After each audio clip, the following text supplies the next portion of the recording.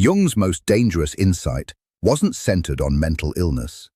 It was about individuals who notice everything others overlook, and why this ability often ends up breaking them. In his clinical work, Jung recorded patients with what he referred to as differentiated perception. These were people who could read micro-expressions, sense concealed emotions, and detect psychological patterns that slipped past everyone else. They could see through social masks, recognize deception almost instantly, and feel the unconscious tension present in any environment.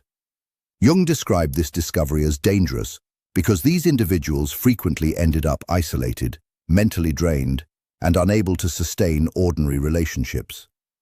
Not because they were unstable, but because perceiving everything came with a psychological burden that few understood. What Jung uncovered about people who see everything reveals why this rare ability can either destroy a person or transform them into something truly extraordinary. The case that led to this realization began with a patient Jung described in his private notes. She was a highly introverted and intuitive individual who came to him in 1913 during Jung's own psychological crisis after his separation from Freud. This patient represented what Jung would later define as one of the rarest personality types.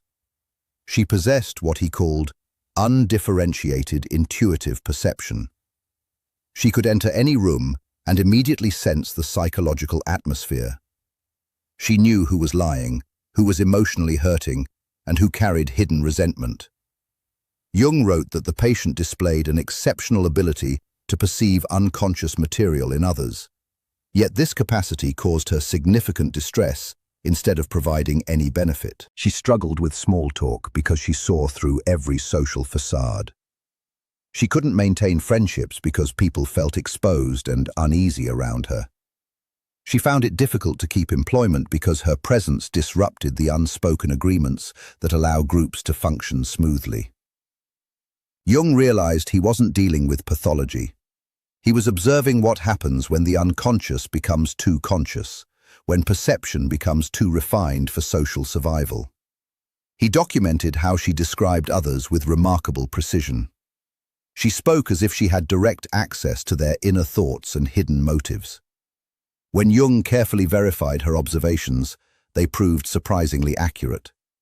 This wasn't delusion or psychosis. It was a level of awareness so advanced that it became socially destabilizing. But Jung uncovered something even more unsettling. Because this patient's perception seemed almost impossible to explain, he began exploring what he later called participation mystique. This refers to a psychological condition where individuals with highly refined intuition become overwhelmed by the unconscious contents of others. Jung noted that some individuals possess a psychic system so sensitive that they absorb not only conscious communication, but also the entire unconscious atmosphere around them.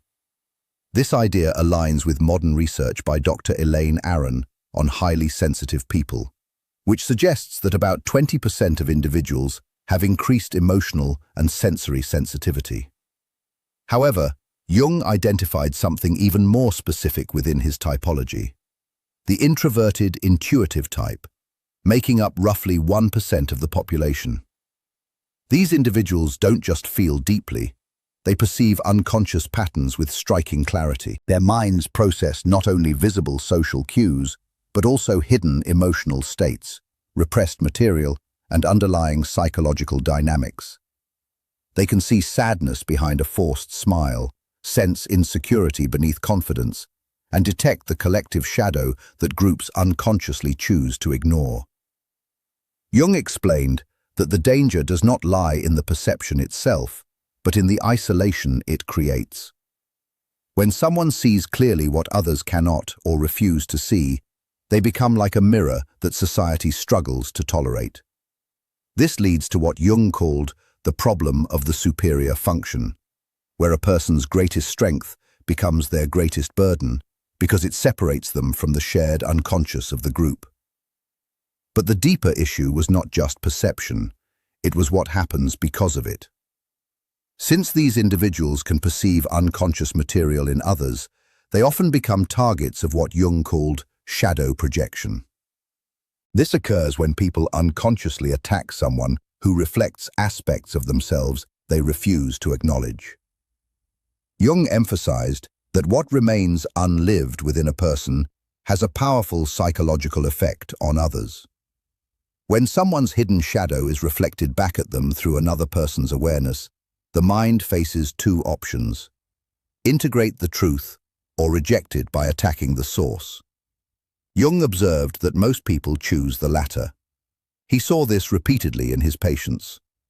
The person who sees clearly is often blamed for creating problems they are simply noticing.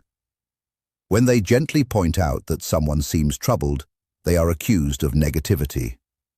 When they raise concerns about obvious issues, they are labeled judgmental or disruptive. Jung understood this was not coincidence, but a defense mechanism. People would rather reject the mirror than confront what it shows. This creates what he described as the scapegoat phenomenon. Highly perceptive individuals often become the designated problem in any group they enter.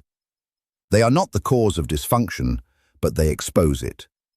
Jung explained that such individuals become repositories for everything the group cannot consciously face. This is why they often feel not just misunderstood, but targeted by something they cannot fully explain. Jung also noticed that overwhelming perception did not manifest the same way in everyone.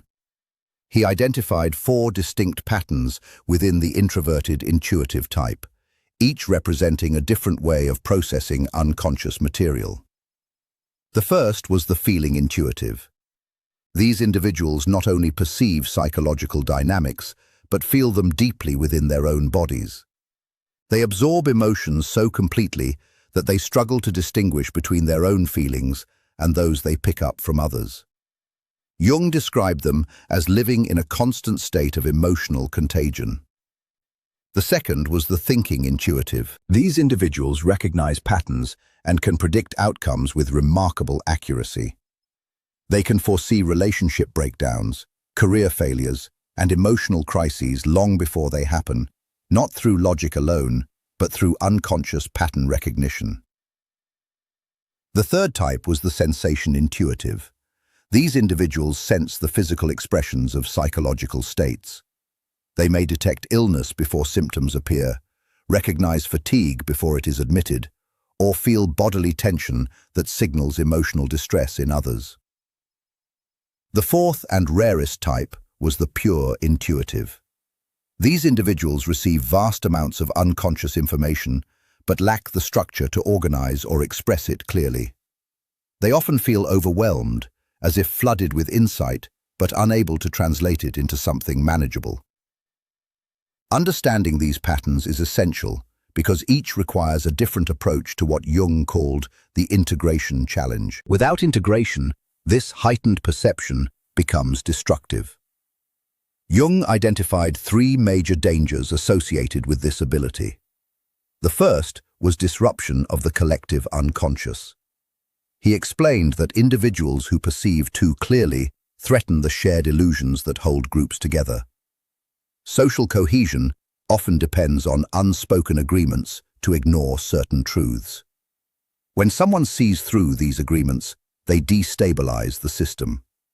Their presence alone can create tension because they reveal what others are trying to avoid. This makes them appear disruptive, even when they are simply being perceptive. Jung believed that without proper psychological development, this ability could lead to isolation, exhaustion, and emotional fragmentation. But with awareness and integration, it could also become a powerful force for transformation. In the end, Jung's most dangerous discovery was not about illness, but about clarity. The ability to see deeply into human nature is both a gift and a burden. It separates individuals from others, exposes hidden truths, and forces confrontation with realities most people prefer to avoid.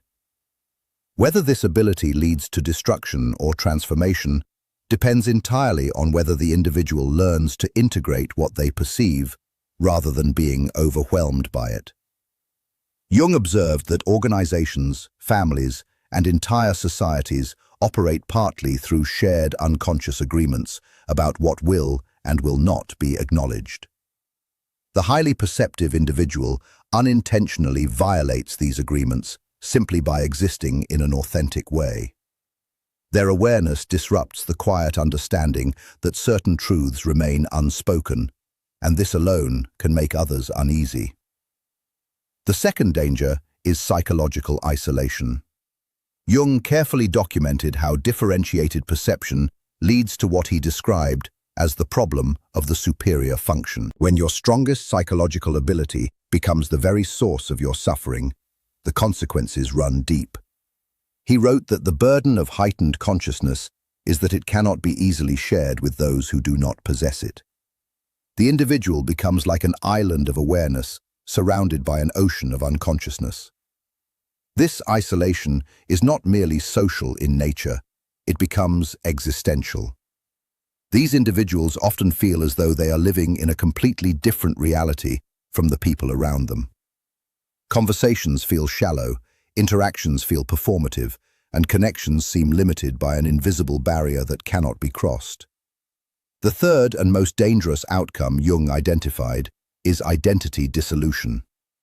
He found that individuals who constantly absorb unconscious material from others often begin to lose touch with their own authentic personality. They become overwhelmed by external psychological content to the point where they can no longer clearly distinguish between their own inner world and what they are picking up from their surroundings.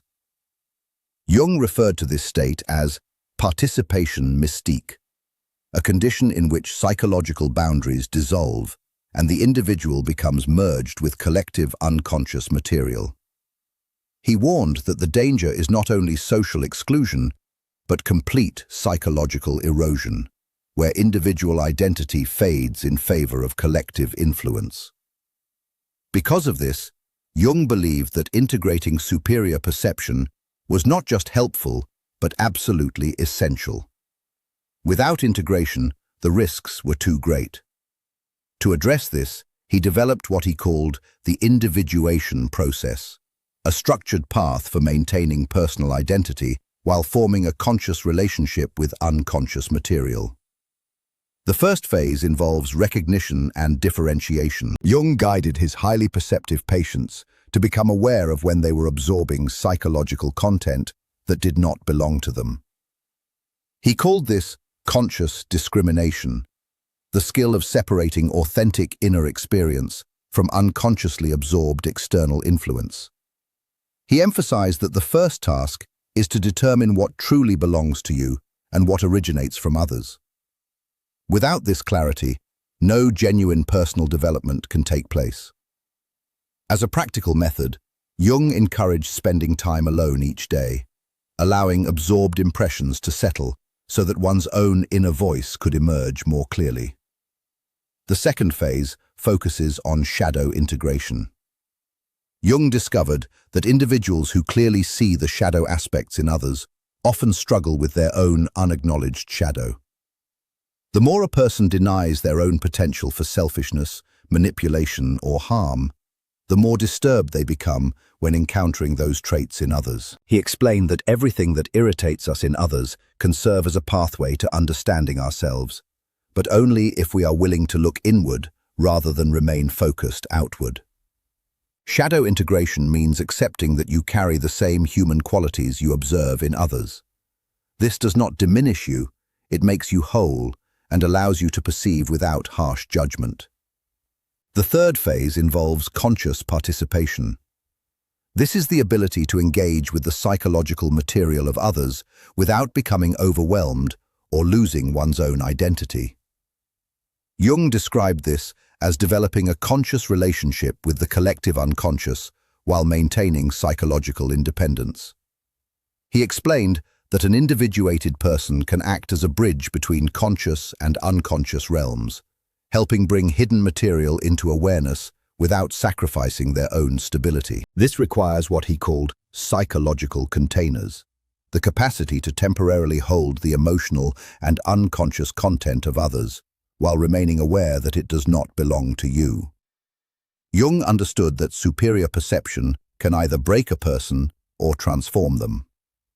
To better understand this, he studied historical figures who demonstrated both failure and success in integrating such abilities. He reflected deeply on the philosopher Friedrich Nietzsche, whose extraordinary perception allowed him to see through social, religious, and philosophical illusions with striking clarity.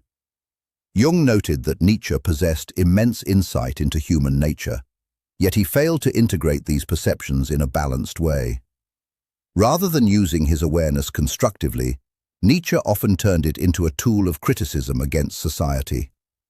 Jung observed that he became identified with his superior function instead of integrating it into a fuller personality. This imbalance contributed to his isolation and eventual psychological collapse. In contrast, Jung studied Meister Eckhart as an example of successful integration. Eckhart possessed deep intuitive awareness, what Jung described as mystical perception, allowing him to access profound psychological and spiritual realities. Unlike Nietzsche, Eckhart transformed his insight into wisdom that could support and nourish others. He communicated in ways that invited understanding rather than resistance.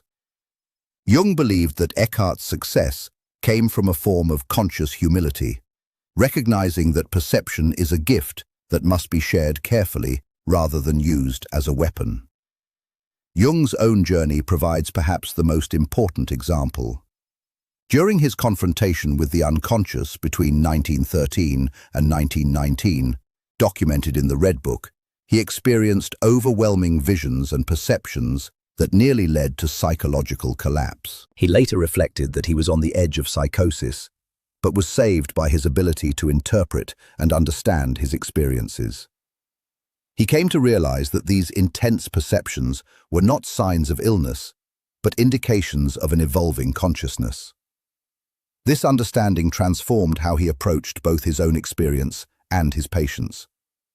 He began to see such abilities not as disorders, but as potentials that required careful integration.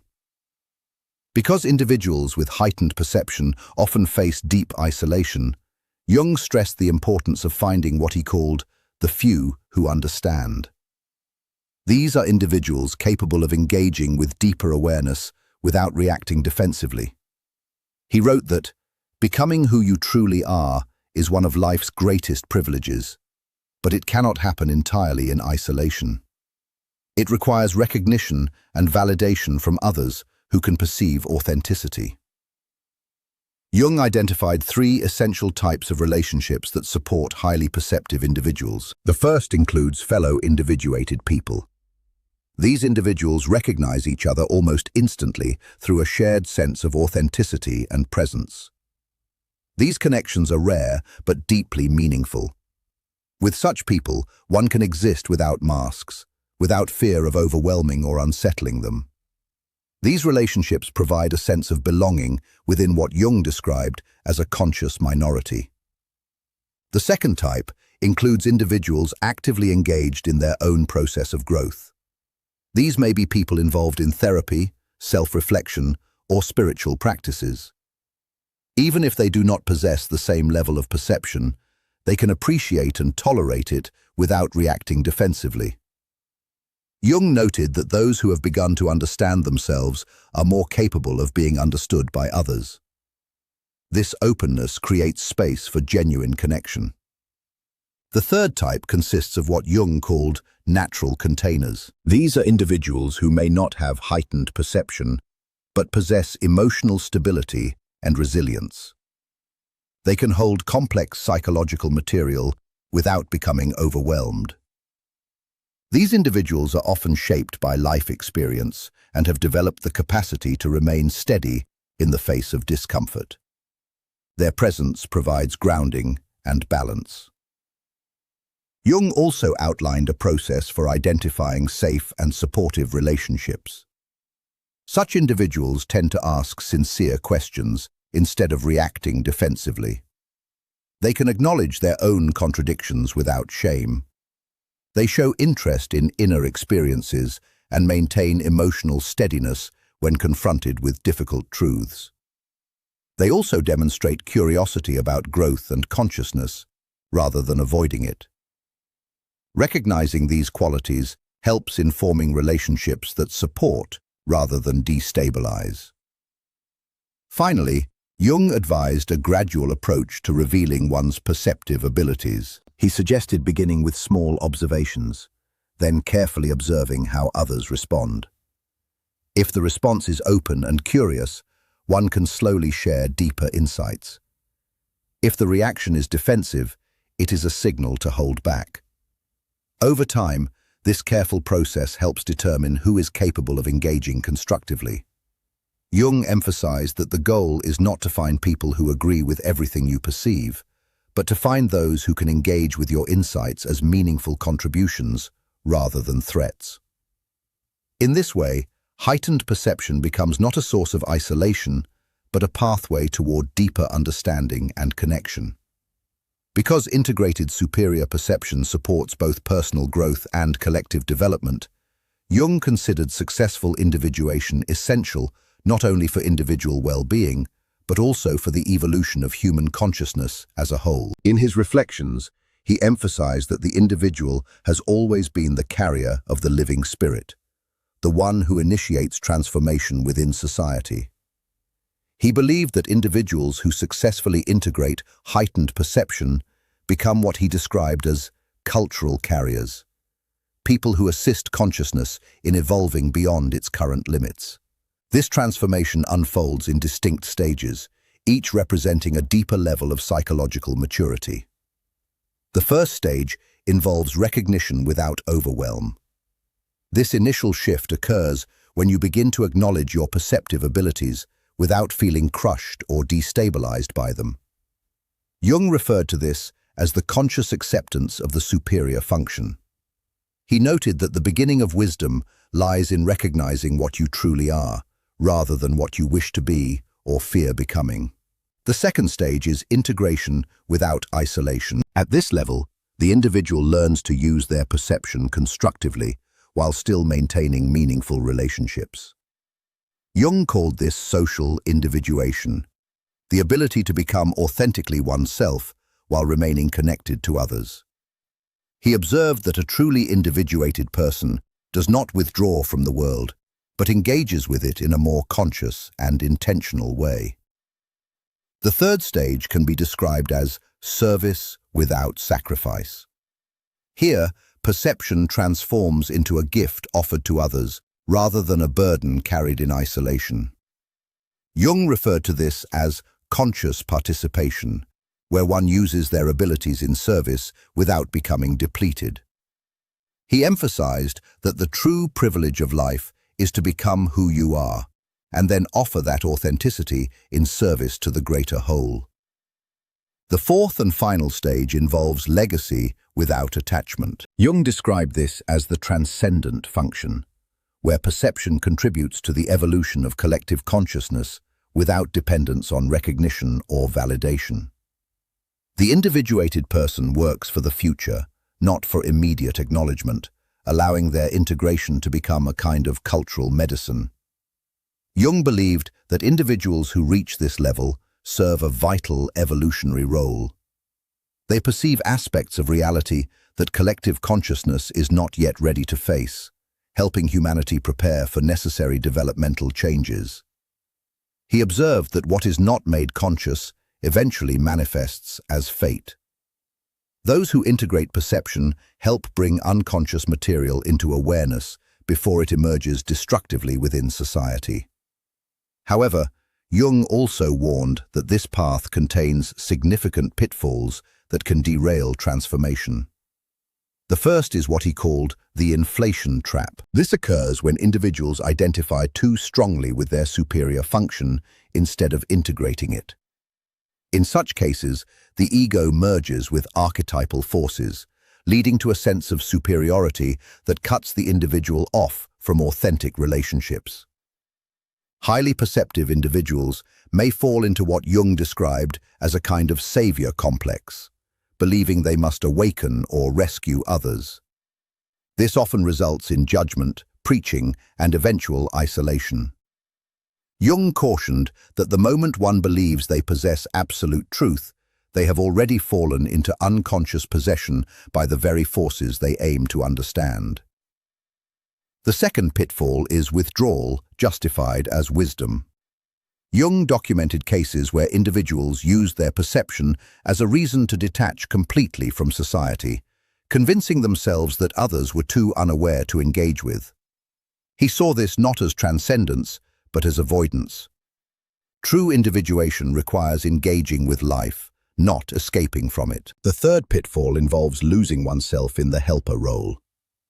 Jung observed that some individuals become overly identified with being needed. They define their identity through helping others, eventually losing contact with their own inner development. When perception becomes identity, the individual disappears behind the function, which contradicts the goal of individuation. The fourth pitfall is regression into overwhelm. Even those who have achieved integration can fall back into old patterns during times of stress, trauma, or major life change. They may lose their psychological boundaries and once again become flooded with unconscious material from others. Jung emphasized that integration is not a fixed achievement, but an ongoing process requiring continuous awareness. To maintain balance, Jung recommended several ongoing practices. These include regular periods of solitude to separate personal thoughts from absorbed content, conscious decisions about when to engage perceptively, and continuous shadow work to avoid projecting one's own unconscious material onto others.